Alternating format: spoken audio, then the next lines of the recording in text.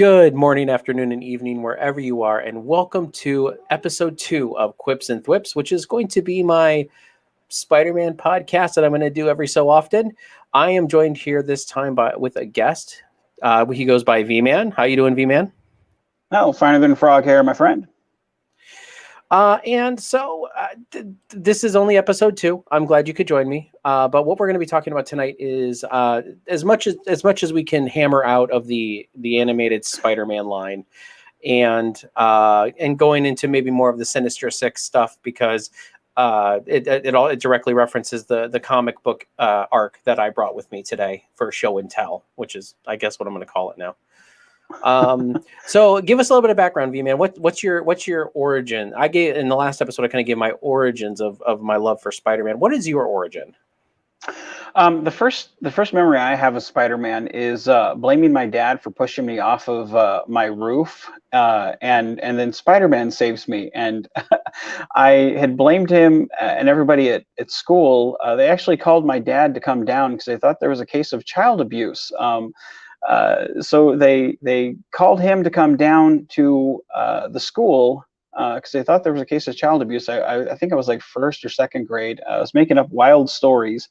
They questioned him for pushing me off the roof. And then I said, yeah, and Spider-Man saved me. And at that point was where they realized that I was just a kid making up stories. So that was my first memory of Spider-Man.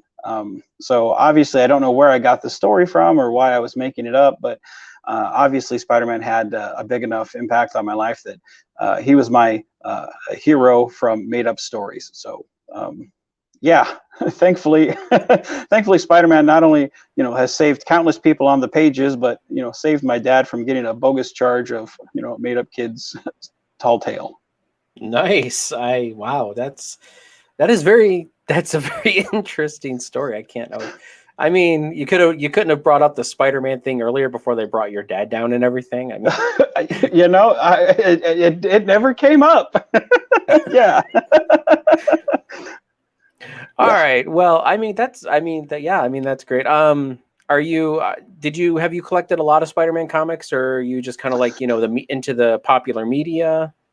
I have a couple that's signed by Todd McFarlane that my friend gave me. I'm not sure the specific what the numbers were or whatnot. He gave them to me because I had helped him go through some troubles in his life and whatnot, and he gave them to me. I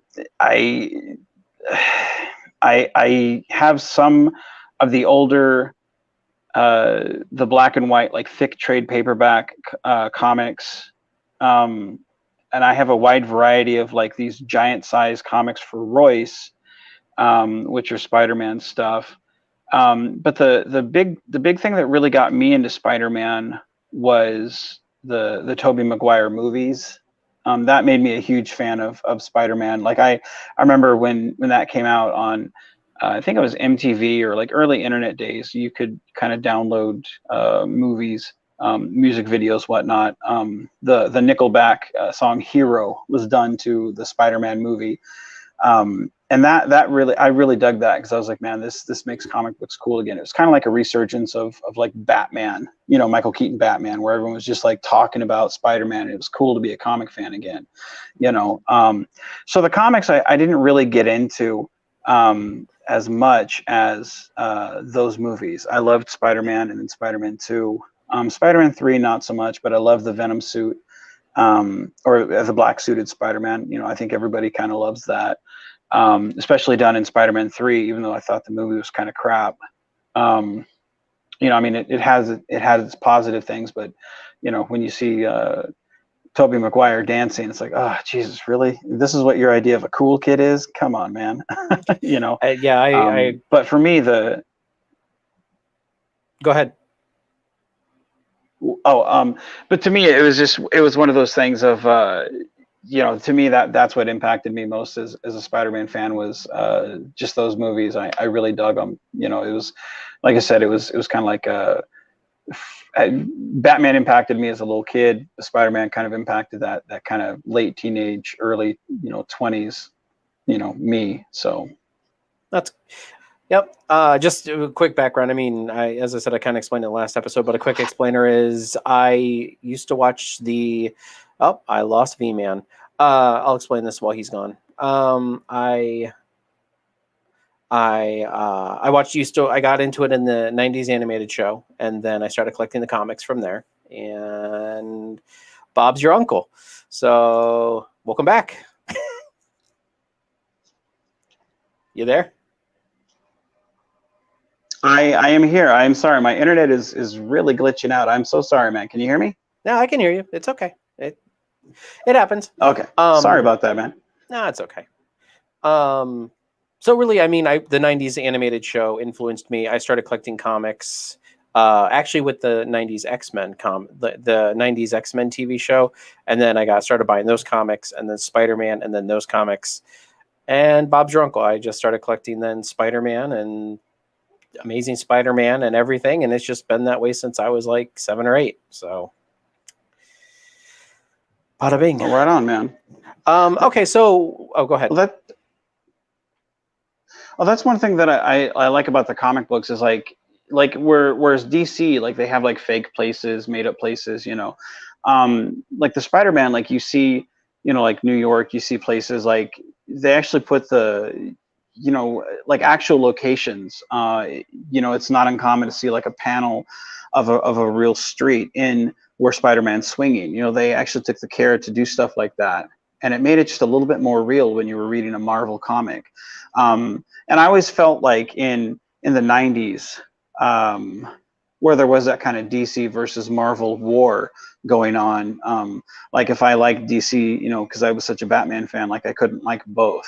But Spider-Man always kind of felt like, it's not really cheating if you like Spider-Man, you know, because he's just such a likable character, you know, always a guy that's kind of down on his luck, you know. Just don't he's like just such a likable guy. Just don't like Wolverine. Yeah. You don't like Wolverine, huh? Oh no. Well, that's a conversation for a different day. Okay, so right on.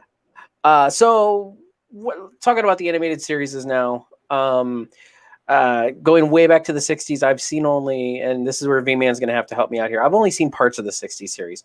My mom did go home from school every day and watch the '60s series. Obviously, I wasn't there because she was young. But so that's kind of one of my first memories of the animated stuff was because my mom would always say that she would watch you know, when I was watching the '90s cartoon, she'd be like, "Oh, I remember running home from school every day to watch Spider-Man on the big black and white TV." So I'm like, all right, well. So and I mean, in the '60s, I'm trying to remember, and sometimes I get the '80s and the '60s mixed up. But I believe like you had all the villains in the '60s ones, like Goblin and Vulture and all those other people, right? I believe so. I think so too. You're absolutely right. It's easy to get those two cartoons confused. Much like with Batman the Animated Series, it's easy to get the new Batman Adventures and then the classic Batman Animated Series. It's easy to get those two confused if you don't know.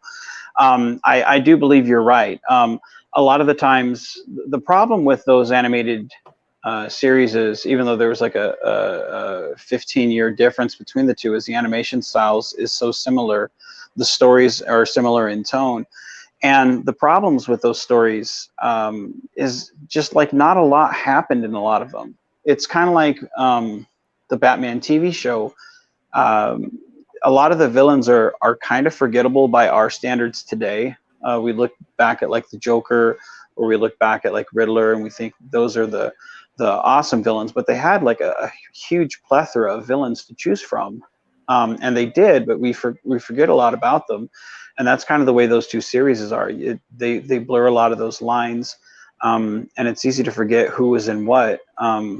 They did have a lot of Doctor Doom. You had mentioned before the show, like they had Doctor Doom in that, and they had a lot of it was just kind of generic. You know, your kind of generic villain, your kind of generic plot, and it was hard to tell kind of what was going on. I remember in one of the series, like Spider-Man kind of, he curls himself into a ball and spider webs himself, and then kind of uses himself as like a bowling ball to hurdle some villains or something, and and it was like, what the hell is this? You know. Spider Ball. Yeah, you know, and in another one, he makes like a bat with his webbing. And you know, although like stuff like that isn't necessarily uncommon for like Spider-Man, because I think in modern age he made like a spider backpack or something like that, you know, to hold his clothes in. Like it's just when you watch that on a cartoon level, you're like, I don't know why I'm I don't know exactly what I'm watching, you know. And certainly by the time you get to like Todd McFarlane comic stuff, like that's, you know, him using a webbed, you know, baseball bat, you know, is a far cry from where we should be, you know. So it's hard to kind of watch that and not just turn your brain off and be like, oh, wait till Spider-Man starts swinging, you know, because it all just blurs together. And one of the things that I always equate that to is like the '60s Batman to like the '80s and '90s Batman. It's like, you know, you have the '60s Batman, which is fun and and then you kind of get into like the '80s and '90s when it gets dark and gritty. It's kind of the same with Spider-Man. It's kind of the '60s and '80s is kind of nonsensical, but then when you get into the '90s, they actually put an effort into making it like a comic book accurate Spider-Man, you know, and a Spider-Man Yeah. like form of media. Yeah, like in the '60s, and there are definitely comparisons. Like you couldn't see Michael Keaton Batman hopping on a surfboard with, you know, yellow, you know, bat shorts and has back shark repellent, you know. So there's a there's a distinct tone, and shift in tone between what was back then and what is now, especially when you get to the animated series, which, you know, I would say the '90s Spider-Man is probably right up there with Batman the Animated Series, both in tone and in storytelling, because you get to both Batman the Animated Series and Spider-Man the Animated Series from the '90s, and those are very comic accurate, and also in terms of storytelling, just heavily dynamic. You can't really compare those to a lot of other cartoons at the time or even cartoons now. They just don't hold up, and that's not nostalgia talking, because, you know, nostalgia really doesn't impact me much, you know. But I mean, you look at the '60s and the '80s Spider-Man cartoon, and they don't hold a candle, because they weren't made for that type of an audience. The type of audience that was from the '60s and '80s Spider-Man was the Hanna-Barbera kind of Scooby-Doo type villain, and again, that's why it kind of falls by the wayside, because, you know, they just weren't meant for, you know, late teen, early 20s type mentality, people who could sit down on a Friday night and just kind of binge watch, you know, an entire season of you know, adult themed cartoons, you know, which we are now. You know, I mean, hell, there's an entire network dedicated to, you know, people like us who could sit there and watch, you know, cartoons like this, you know. So, I am a grown child. That is true. yeah, I mean, at the time, it was just meant for, you know, kids who woke up on Saturday morning, you know, eating their cereal and didn't, you know, were waiting to go play, you know, their Cowboys and Indians, you know. That's all it really was, you know. Yeah. So they didn't put a lot of thought into it, and a lot of the stuff was stock footage. You know, you saw the same scenes of Spider-Man swinging through the buildings, you know, jumping on buildings, and, you know, crawling the same way. Like, a lot of it was stock footage. We don't really do the same thing now, or if they do, it's cleverly hidden, you know. So, Well, and actually, I'm gonna disagree with you on that one for the '90s series, because towards the end of the '90s series, they used a lot of stock footage, and a lot of repeat footage. And actually, that brings me to my next point of contention, which I know I'm jumping a little bit ahead, but when it comes to my two favorite series of Spider-Man, which is the '90s and is Spectacular Spider-Man. And truth be told, I like Spectacular Spider-Man better. We got more time with the '90s Spider-Man cartoon, which is always good.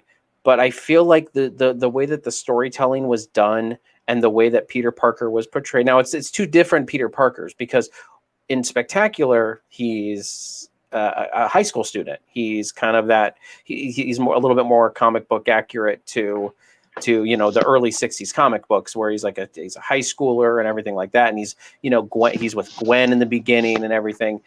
Whereas in the animated series in the 90s, he starts off in college. He's with, you know, Mary Jane, Gwen. I don't even think Gwen Stacy's around. Well, I know she makes like appearances, but she's not like, you know, Spider-Man's girlfriend or anything like that, like in the comic books. So honestly, I like the way they went with Spectacular. And honestly, I like a lot of the way the villains were produced, like made, and a lot of the way that and the stories were told, and they were all kind of interwoven. And I feel like if we had as much time with Spectacular Spider-Man as we did with 90s Spider-Man, I feel like that Spectacular Spider-Man would have been far superior than the 90s. I know that I'll get a lot of hate for that, but I don't care because it's my opinion, and I just like my opinion. What are your thoughts on? I mean, that's always been a hot button point with people when I talk to them. That I always say I like Spectacular Spider-Man better. I think Spectacular Spider-Man. Honestly, I agree with you. I think with Spectacular Spider-Man, I mean, just visually, it looked different. It looked like they put a little bit more TLC into the animation. To me, it reminded me of after Batman the Animated Series went off the air, and forgive me if I'm referencing Batman the Animated Series a little bit too much. I know honestly, that's the bar. So I mean, like I get it, like yes, but I mean, Batman the Animated Series is one of the bars that everybody, including myself, set. So it's going to come up in like any animated series superhero talk, really. I feel as if, like, when Batman the Animated Series was taken off, and that this is looking after Batman Beyond, looking after Justice League, looking after all those, when that whole universe was kind of taken away, and they went to the animated series, The Batman. I remember it was visually. It was visually different, and it took me a while to jump onto that series, and I really didn't until they introduced Robin, because Robin, Tim Drake Robin, was the character that got me into comics. There was a story that had to do with Tim Drake Robin, where it actually deals with a guy who's suicidal, and at the end of that comic, while Batman's trying to find the crooks that are inside there, it's Tim Drake Robin who kind of helps the guy deal with his suicidal issues. He's a sniper who's about to turn the gun on himself, and Tim's like, no, let's talk this out. And by the end of the comic, you know, Tim helps the guy off the building and kind of walks the guy home. And Batman's like, man, I chose right when I chose this kid. And to me, like, you could have taken the mask off of Robin and just made it a Tim Drake story, and it still would have told the story of a hero. And to me, that's what always made Tim a great hero.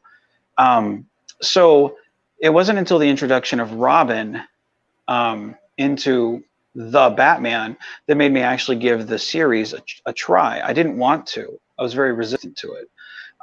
But, you know, seeing all the different characters like the Joker, the new version of the Riddler, very different adaptions than what we're used to. Yeah, exactly. That was my reaction as well. But seeing these different interpretations, I was resistant. But you could tell that they were doing their own thing, and I feel, watching the series as a whole, it worked for that universe because it didn't draw comparisons to Batman the Animated Series.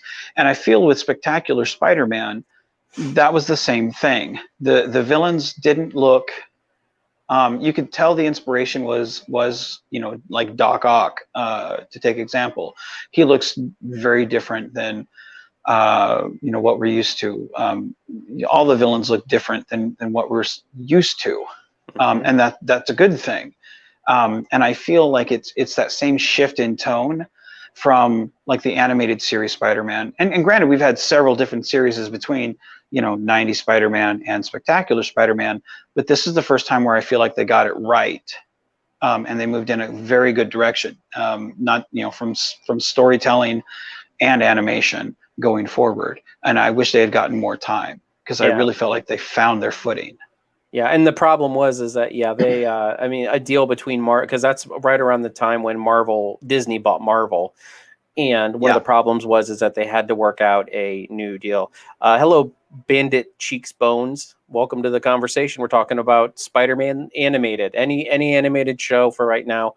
is what we're talking about. And I know I jumped ahead a little bit. I know there's more series in between, but I mean, those are always the two that I always go to, is the animated series and Spectacular, and it's always. I always felt like it was a severe injustice that Spectacular Spider-Man got canceled when it did, because you're right, it found its footing in season 2. I sat down with my kids recently and we watched Spectacular Spider-Man all the way through, and my kids are like, why didn't they do a season 3? This is so good. And you know, my kids are at that age, they're like 12 and 14. They know a good story when they see one. They're not just like, Spider-Man, yeah. They're like, no, this is really good, Dad. They're like, this is, and I said it was because of, you know, a deal between Disney, and they're like, that's stupid. Like, you know, they still don't get that part of it, but it's like that's stupid, Dad. Why cancel something good? Well, why did they cancel Young Justice for Teen Titans Go? I mean, oh my God, don't give me that is oh my God, yes. You know, Young Justice, one of the best cartoons, from continuity to characters, and to have that shift and go to Teen Titans Go. And I so hate when people sit there and defend it, and it's like, look, I don't care if you like it, I'm fine with that. Like, have both, but why cancel this one? Where and I know the reason. It's because toys. They want to sell more toys, and it didn't sell toys. And my thing is like, but realistically, nobody buys toys these days. I mean, why do you think they're trying to sell Masters of the Universe figures? Now Royce, my kid, like he loves He-Man toys. Like, he'll play He-Man with me, and and he's got all the action figures because I buy them for him. But he'll also watch the classic cartoons with me as well. But realistically, like, kids don't buy toys now. They're into video games, they're into iPads. It's what they're into. They're not into action figures. They don't sell like they did when you and I were kids. Mm-hmm. And to me, I feel like that's such an injustice to hold these cartoons to the standards of action figures. That's just not an injustice for Young Justice. Yeah. I see what you did there. I don't know if you know this, and before we get back on Spider-Man, I don't know if you know this, but there is a 3rd season of Young Justice out there. It was on the DC Universe app. Okay, I just want to make sure, because I watched it and I loved it. But yeah, no, the whole them canceling Young Justice, and as I said, I actually enjoy a little bit of Teen Titans Go, but I would have been fine if they would have brought Teen Titans Go in and kept Young Justice. I'd have been okay. But then they canceled Young Justice, and I'm like, ooh, that just stings right there. So good. See, anyway, for me, it made me. I wouldn't have minded, because again, like, it would have been perfect for Royce, as a toddler or whatnot, to watch that. But to me, it made me very resistant, even as a parent, to even turn it on, because you canceled what I enjoyed for this. Nope, screw it. I'm not going to turn this on, because you pissed me off. I didn't watch it. I think the only Teen Titans Go stuff I've watched is, I think, the movies is really the only thing, which are actually really good. I laughed a lot during them, but as I said, it's just that sting is still there. Yeah. Okay, so back on Spider-Man. Okay. I know I got us off on that tangent. See, this is how I do. It's good though. It's fun. We don't know what rabbit trails are going down, so that's okay. It's okay. So one of the other series is that we kind of veered away from is Spider-Man and His Amazing Friends in 1981, which I believe was the one with Firestar and Iceman in it, right? Yep. It brought more attention. And see, the thing I like about that one is, up to that point, you didn't really have the friendship, I don't feel, between Iceman and Peter Parker. I felt like this kind of made that a thing. And it created, because the Firestar is not a character from the comics, is she? Yes, she is. She? Yeah, she was predominantly, well, this was after, and I don't know, maybe she debuted in this series, but I know that she was in the Maximum Carnage, because in Maximum Carnage they were looking for the Human Torch to fight Carnage, and he was out of town with he's out of the universe with the Fantastic Four, so they had to go to Firestar. So I don't know if she debuted in this show and they just brought, and then she, kind of like a Harley Quinn situation, they brought her into the comics or whatnot. I honestly don't know her origins, but honestly, why not have Human Torch and Iceman? Like, perfect. Yeah. Like, yeah. Well, because in the comics, they're like they're like I said, I don't think in the comics they were like Iceman and him were very close, but to me that kind of makes sense because Iceman is kind of a younger character, so to have Peter Parker be friends with him, yeah, that makes sense. You know, he's part of the X-Men, but you know, and it doesn't really matter because they're a Marvel, so yeah, it makes sense. You know, kind of like you know, the kids in Young Justice or Teen Titans or whatever, you know, they're kids, so it makes sense. But you're absolutely right. Like Johnny Storm from the Fantastic Four, like why not just make it him? And I think it might have been because if you got three, you know, just from a marketing standpoint, you know, if you got three boys, well then you're not marketing to the girls, so we got to have a girl in there somewhere. Which Okay, is and I see your point there. which I don't agree with because it's like you're making up a character, and I think they did make up a character, if memory serves, but you know I could be wrong. I've been wrong before. My wife will tell you that, you know, I'm wrong all the time. But I don't think she was around until that series. You know what? I'm looking at it right now. I was reading while you were talking, and the new character Firestar. So I'm guessing she made her debut either in the series or right around that time in the comic books. Yeah. But I know my first experience with her was during Maximum Carnage. I remember seeing her because she was kind of like their backup to not having Johnny Storm. Yeah. To me, it whenever you have a character like that, it's kind of like when like in Super Friends, when you had kind of those not Wendy and whoever the other one was, but like when you have those kind of second, yeah, yeah, you like there's so many secondary characters where it's like nobody wants to see these people. Why are you putting them on screen? And then they delve like so much screen time to them. It's like, look, we all know we came to see Aquaman. Put Aquaman on screen, you know. But like, you know, nobody cares about these second tier characters. Why are you making stuff up just for stuff like this? It doesn't to me. You're kind of slapping the other two characters in the face with giving us to quote my son, malarkey. You know, I just was never interested in the Firestar character. I always liked Iceman. I liked Peter Parker, but then whenever she was around, I was like, okay, pee break. You know, I just was never interested. And if she was ever in danger, I didn't care because, you know, I don't know who she is. She's not interesting. You know, and I always felt like she was just a cheap knockoff. And, you know, it's kind of like when your parents, you know, you tell them I want this action figure for Christmas, and then they go down to the Dollar General store and buy the cheap knockoff, and then they think they've got you the right one, and you're like, damn. And that's the disappointment that I felt every time she was on screen. Like, give me the Human Torch. You know, that's what I want. But we know what it is. Marketing. Yeah, no, that's exactly. Yeah, I'm pretty sure that's probably why.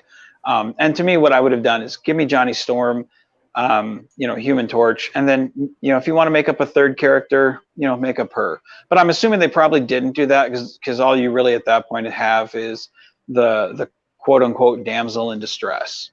You know, so I mean, that series kind of had its charm, but I also feel like that one kind of got lost in the shuffle of the 60s and the 80s. You know, because I mean, outside of having the Friends gimmick, you know, Spider-Man and Friends, you know, it had its one gimmick, but I feel like it kind of got overplayed. And then, you know, when you don't care about, you know, a third of the trio, you know, what's the point? You know, so I agree. To me, it was kind of just limited, you know, not rewatchable, you know. But one I do think that was rewatchable.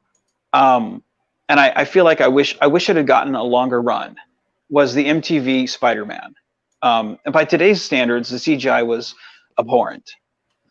But I feel like the storylines were pretty good.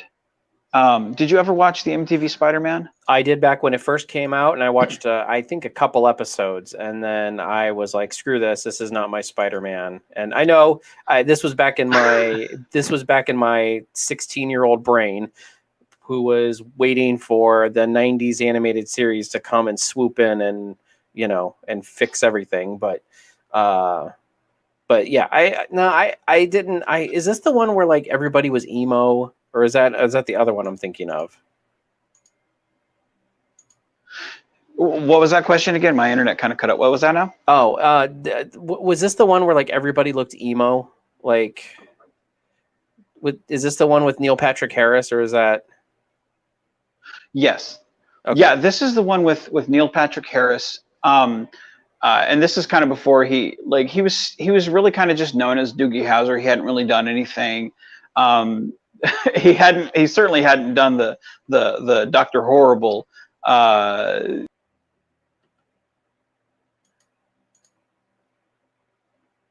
We lost him again. Well, I mean, this is one that I was hoping that V-Man would be able to fill in the blanks for me, because this one, I remember not liking it, and I was going to revisit it before this podcast, but I just didn't. I just didn't. It was one of those, and sorry, my internet keeps cutting out. I don't mean to keep blinking out on you, man. That's okay. It's one of those where, like I was saying, he was just simply known as Doogie Howser at the time. He hadn't really done any of the expanded work that he's done now and is known for. But like I think the series suffered from a couple of things. One, they released the episodes out of order. So you didn't, if you tuned in one week and then you tuned in the next week, they make references to stuff that's already happened. Or I mean stuff that hasn't happened yet, and you're like, wait, but that happened. What are we talking about here? So you're kind of confused on like events that are like I said are completely out of sequence. And then they take references from the movie, but yet they take references from the Ultimate Spider-Man comic book, and so you're not really sure. Is this an adaptation of the films, or is this from the comics, or is this his own thing? What exactly am I watching? So, like I said, it had, to me, I enjoyed it because I can kind of turn my brain off and be like, this is popcorn talk, and the graphics didn't really bother me. That was something that a lot of people hammered out. The graphics were crappy at the time. To me, because they kind of compared it to like what either Disney or Pixar or whatever company was doing, CG animation at the time. They'd compare it to that, and I'm like, well, but this isn't that. I mean, this is MTV. Something that they're not really used to doing stuff like this. This is something different. We've never had something like this before. So to me, anytime they try to do something different, step outside their norm, I can kind of appreciate that. And this was the first time that we really got an adult Spider-Man. Electro actually kills somebody on screen. I mean, we've never had that before. Usually when Spider-Man gets attacked or the bad guys do something, they're either robbing a bank or violence is implied, but you never actually see the violence on screen. And since this was MTV, back when MTV was still kind of relevant, you know what? They could get away with doing stuff like this. Just so you know, this is not that we're talking about the Spider-Man, the new animated series. That I was kind of reading through here a little bit. But we're talking about the one that we're talking about with Neil Patrick Harris. That's Spider-Man, the new animated series. So Spider-Man Unlimited is go ahead.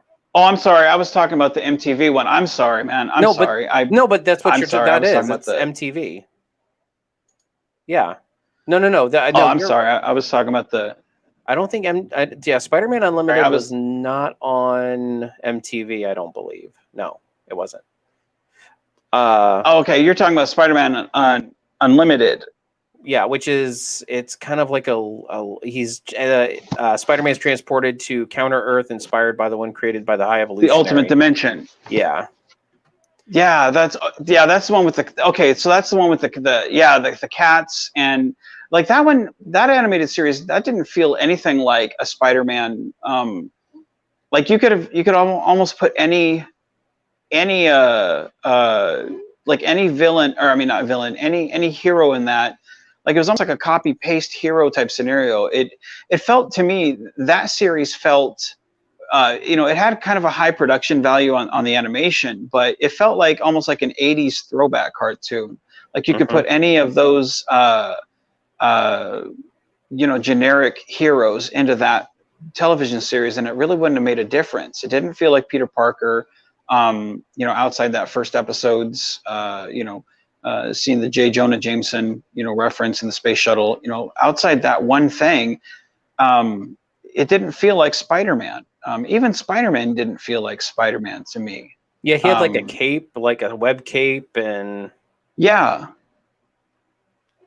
it didn't, given, and that series, if I'm not mistaken, was coming off of the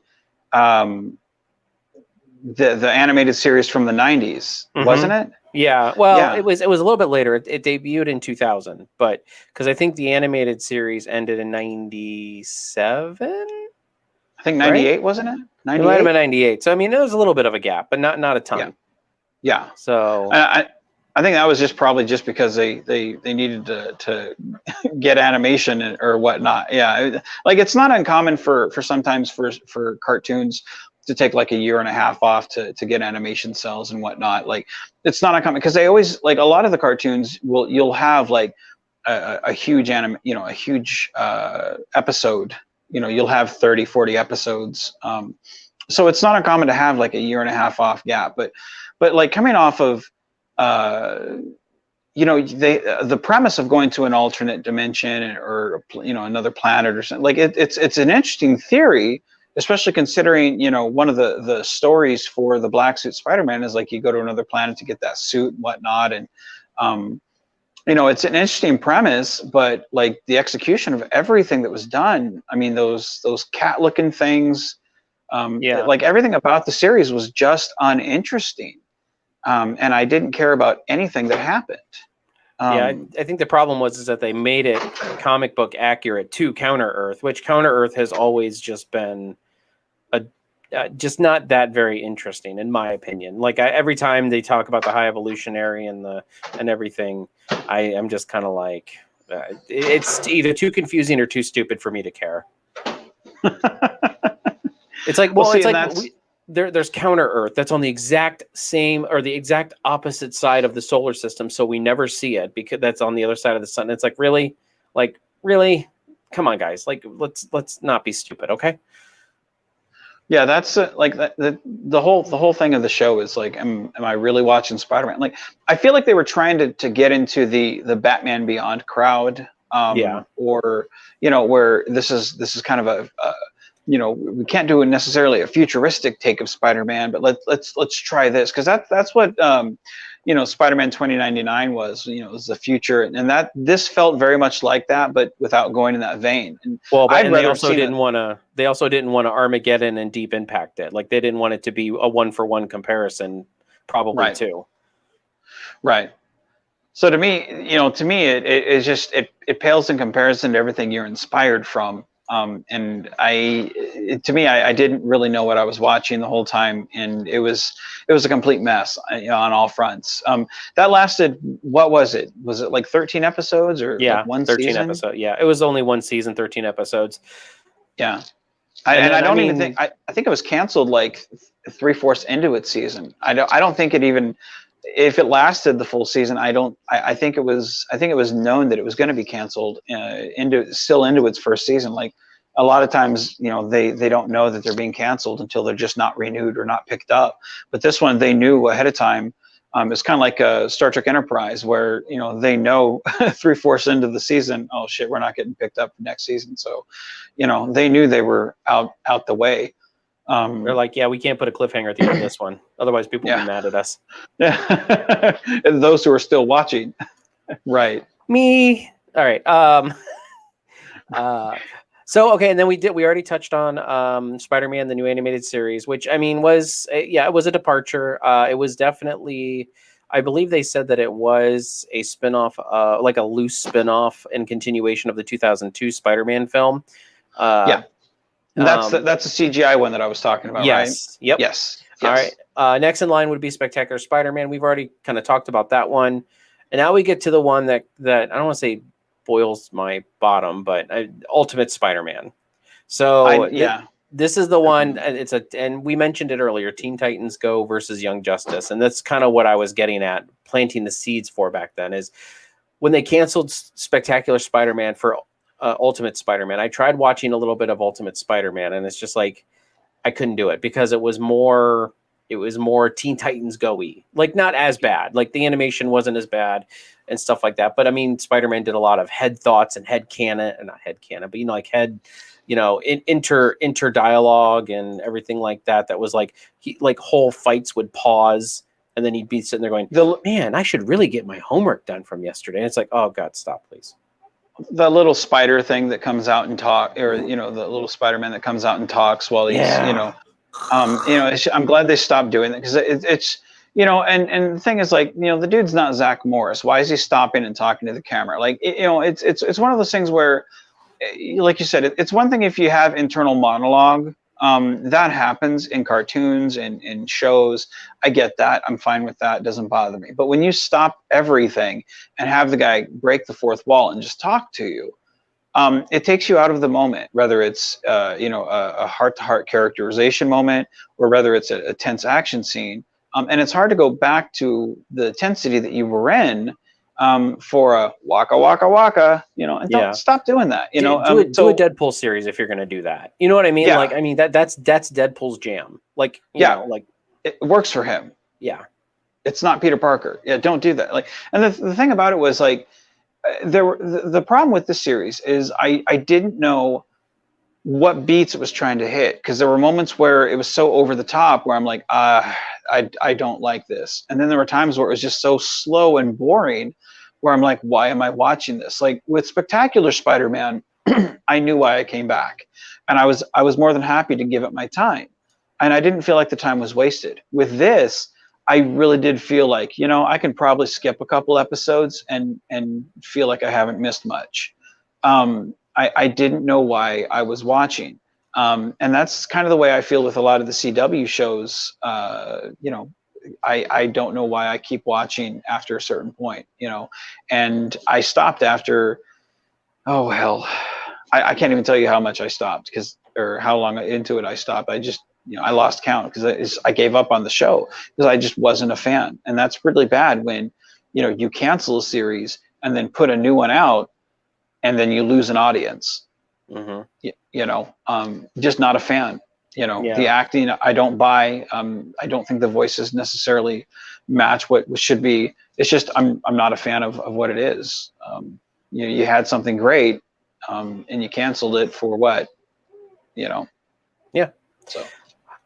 So there were, and I know that they went into subsequent seasons of where they got into the Spider-Verse and all these other things. And honestly, I'm not going to lie, I haven't watched any of that. I saw some interesting imagery where you get to see Agent Venom, and you get to see like Miles Morales Spider-Man. He does some universe hopping. I've seen clips and stuff like that, but I just... Nickel's worth of free advice, man. And this is to anybody out there. And, I never believe in BS in people. Go watch Spider-Man Into the Spider-Verse. Oh, I've seen it. And that right there is 20 times better than anything that's in this animated series. I believe it. Because it's done right. And again, like, those are the things that I tried to stay on for. Seeing Miles Morales, I was like, okay, great. I want to like this. You've got the black and white Spider-Man, the noir Spider-Man. I'm like, okay, I want to like this, but for an animated series that has all these elements, it's kind of like having a cook in the kitchen that's cooking chili, and he doesn't know how to cook, and he just keeps cramming a bunch of crap in this chili, and then he's like, here, taste this, and you're like, ugh, shit, I don't want to eat this, and that's what this animated series is. So I'd recommend to anyone, just go watch Spider-Man Into the Spider-Verse, because that is, and I watched that, sadly, with Royce every day for like 3 months straight. I'm telling you, I can quote that movie every quote. I've only seen it twice, but I really did love that movie. I mean, that is, and honestly, this movie did not make me love Miles Morales, but I hate, and this tidbit for anybody, I hate the Ultimate Universe. I absolutely deplore the Ultimate Universe, and it turned me off originally to Miles Morales,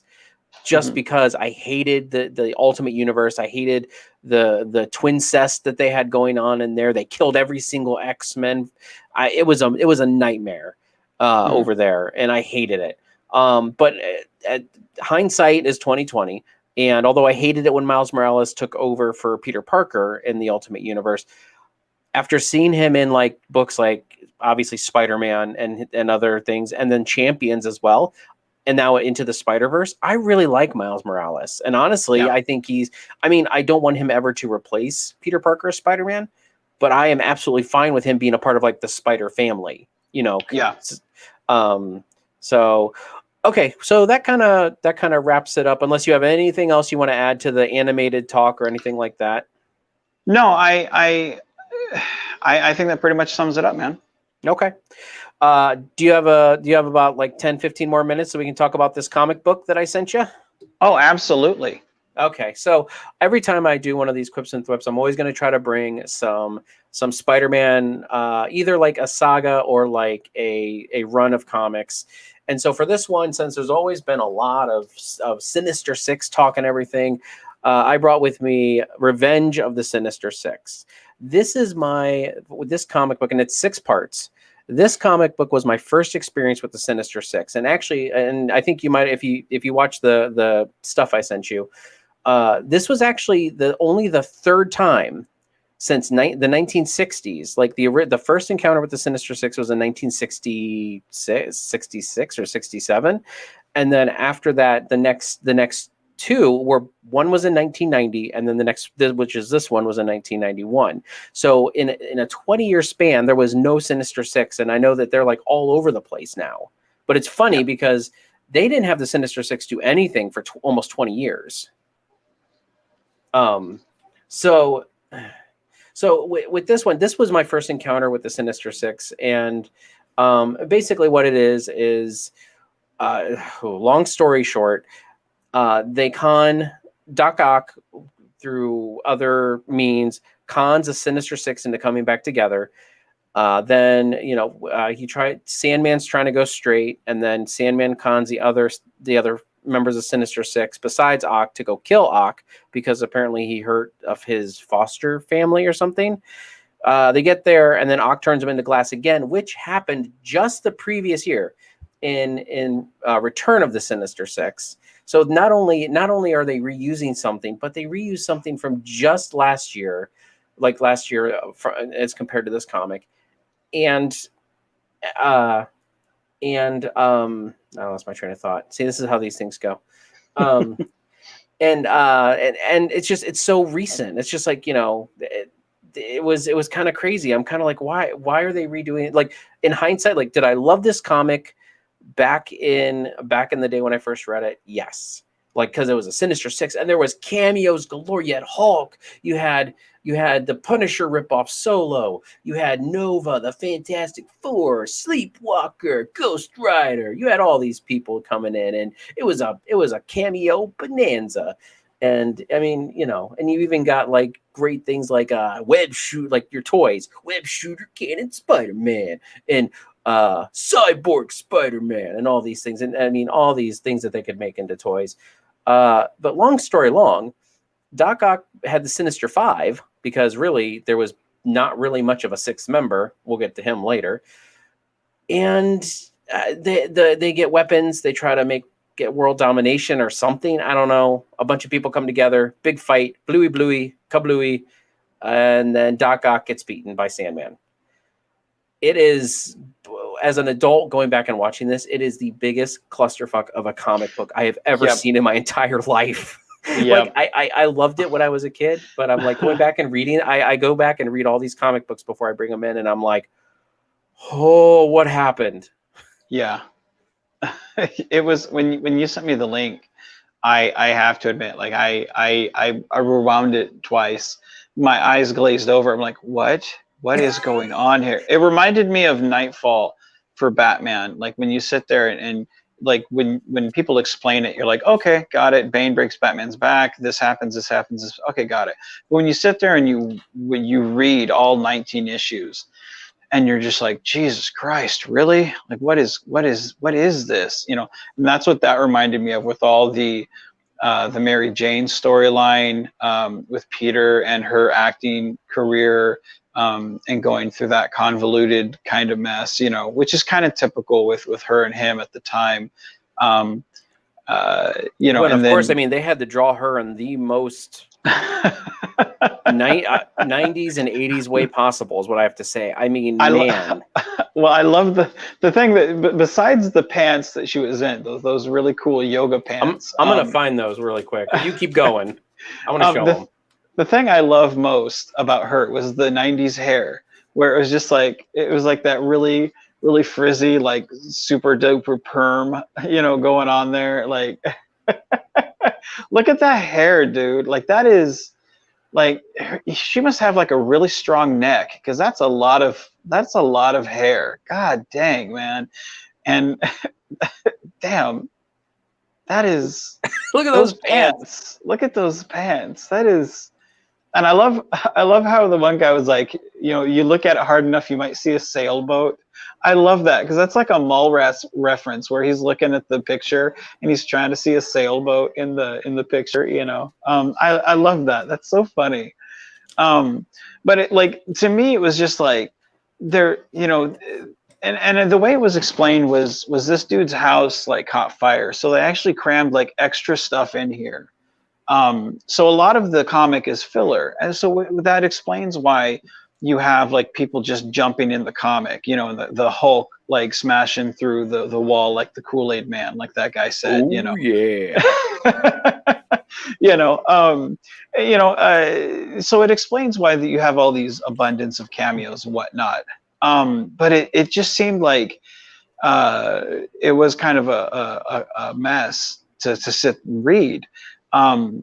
But the fact that you hadn't had the Sinister Six in, like what you said, was 20 years, it had to have been appealing at the time to go, wow, this is a fresh idea. Because I mean, now there's really nothing fresh in comics anymore. Everything's either a reboot or a retread, or let's wipe out continuity and start over and do this, or let's have this guy be a super dark killer now. And it's like, whoa, he's supposed to be a symbol of hope. Like, I mean, there's just nothing fresh anymore. So this, and this era of comics especially, was let's try something new and see what works. It had to have been a really interesting time to see, hey, is this new band of villains going to work? You know, and they had some really interesting villains. You had Hobgoblin, you had Sandman, Electro, Doc Ock, and I forget. Yeah. Wait. Are you talking about the 60s or the 90s one? The 90s one. Oh, no. Vulture, Mysterio, Ock, Electro, Vulture, and Sandman. Yeah. Or Gog, depending on where you're at in the comic. Yeah. So, I mean, you had you know, a lot of the B villains, you know, you know, so it had to have been an interesting time to sit there and watch these, you know, characters kind of maybe, you know, are they gonna be a little bit more A-listers, you know. So I don't know. To me, it would have been really kind of cool to see these people kind of come up, because the only other thing Spider-Man really had at the time was, you know, Venom.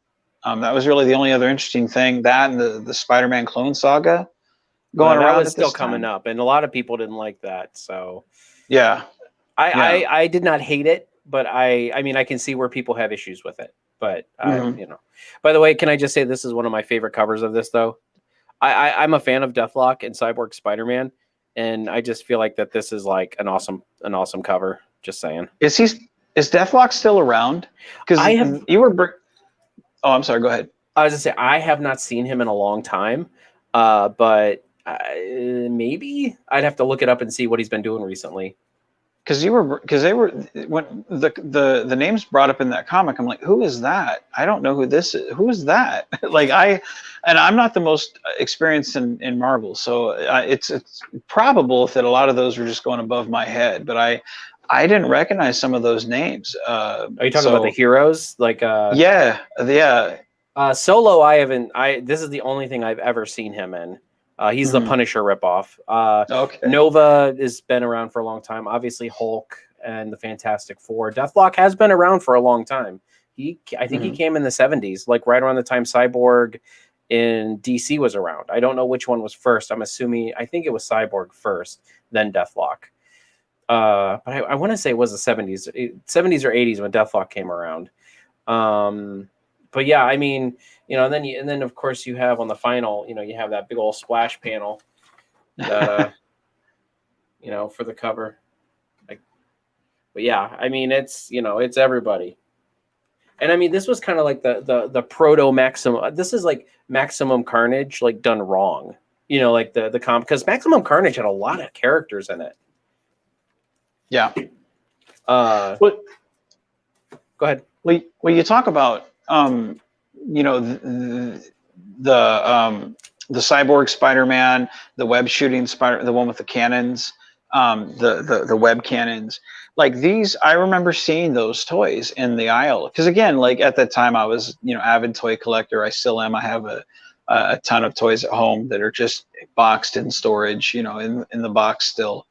And I remember seeing a lot of those toys. And I had no idea why, looking at them, I'm like, I don't know why you would make a Spider-Man like this. And seeing those pages in the comic, I'm like, oh, well, that's where they came up with the idea from, and that's really kind of smart that they actually made the toys like that, where, it's not uncommon to see 50 versions of, a Batman figure, Batman in a green costume, Batman in an orange costume, but it has no tie-in to the comic because Batman doesn't do that. But I love the fact that they actually did that with Spider-Man, actually tied that into the toy company. That's smart marketing to do that, because, Oh yeah, I mean they've crammed so like it's like the end game of Spider-Man marketing in that whole thing. Like I mean every single thing that you could think of for Spidey they had in that thing, and that was to one of its biggest detriments, because I mean I feel like because they went to different they went to a different universe and like stole weapons at one point, and it's like what, like, and they didn't even show it. All they showed was like the aftermath, and I'm like, okay, the Sinister Six are not like Annihilus level of villainy here or Galactus level. Like Right. And they even talk about a death toll in it, which is like 150,000 people. And I'm like, really? The Sinister Six killed 150,000 people. Even with Ox adamantium arms, I feel like that was a stretch. Well, and that was the one thing that when like all these heroes showed up, the Fantastic Four, Hulk, which were the ones that I really recognized, just those guys, I'm like, for the Sinister Six, and then as I'm looking at the roster of the Sinister Six, I'm like, you got Electro, you've got Sandman, you've got like I'm looking and going, this is, you guys have really just on that level of Hulk and Fantastic Four and Spider-Man, not including the other guys who I don't know. Like this seems really one-sided. I mean, I don't care what kind of weapons they got. You need to have the ultimate nullifier. Like Ock needs to have the ultimate nullifier to bring all them in. Yeah, like that's exactly it. Like I never took the Sinister Six seriously. I mean, I'm excited because there's talk that they're going to be in the movies and whatnot. And I'm excited to see, like, is that really true? Because there's always talk that they're going to be in the movies. I think that's just, us as fanboys is something we want to see. Well, as long as they have good actors, which I mean, so far we've gotten Michael Keaton as Vulture and Jake Gyllenhaal as Mysterio. Right. And there's also talk about Alfred Molina coming back as Doc Ock. Right. And then honestly, Jamie Foxx's Electro, as long as he's not the same version from Amazing Spider-Man 2, I would probably be okay with it. But I'd be like, my thing is, I don't mind if he's the same version, like as long as he's not like the nerdy guy he was before he became Electro. Like yeah. That's the only problem I really had, because I'm like, come on, don't be a Jim Carrey Riddler knockoff before he's the Riddler, because that was I'm sorry, he played it the same way that he played the goofy pre-Riddler. To me, it's like it would be a chance to be redeemable, and fix what you did in Amazing Spider-Man 2. And I'm one of the few people that liked Amazing Spider-Man 2. I do too. But I see it as a chance to redeem the character. I think I'm very excited for what they're going to do.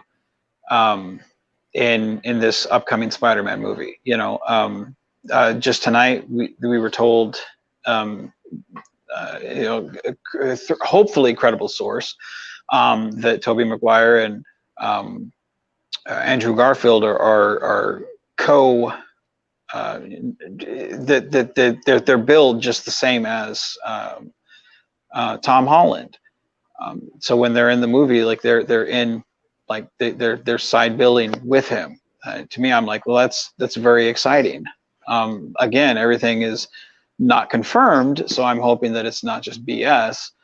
You know, because again, everything at this point you take it with a grain of salt. But again, like seeing all these villains pop up from all these different universes, you know, it gives the ones that we love a chance to shine again, and it gives the ones that we didn't love a chance to be redeemed.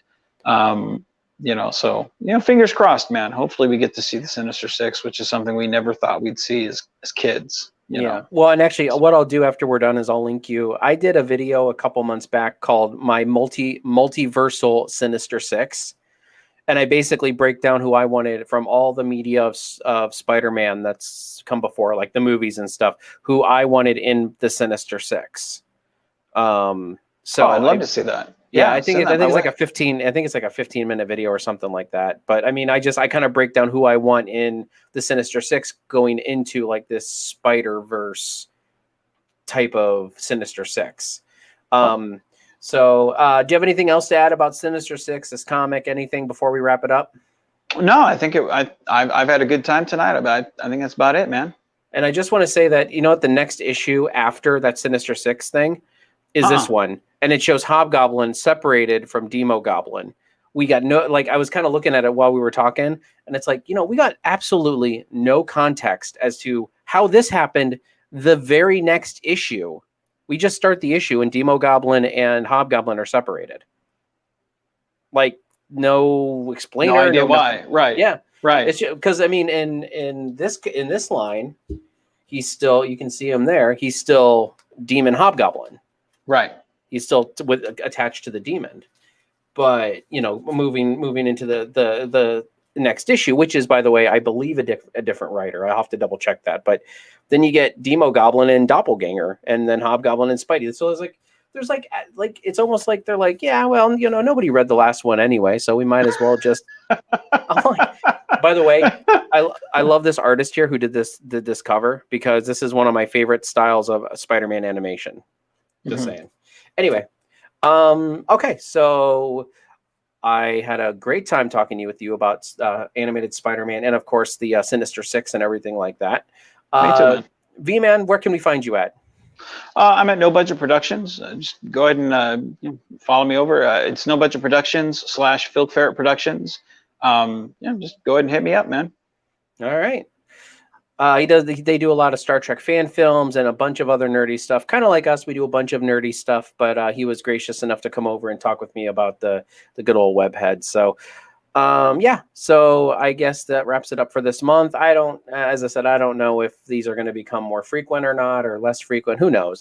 Whenever I decide to do them, I'll do them, because I'm lazy sometimes. But V-Man, thank you for joining me, and I will catch you in the next one. Thanks for having me, man. No problem. Talk to you guys later.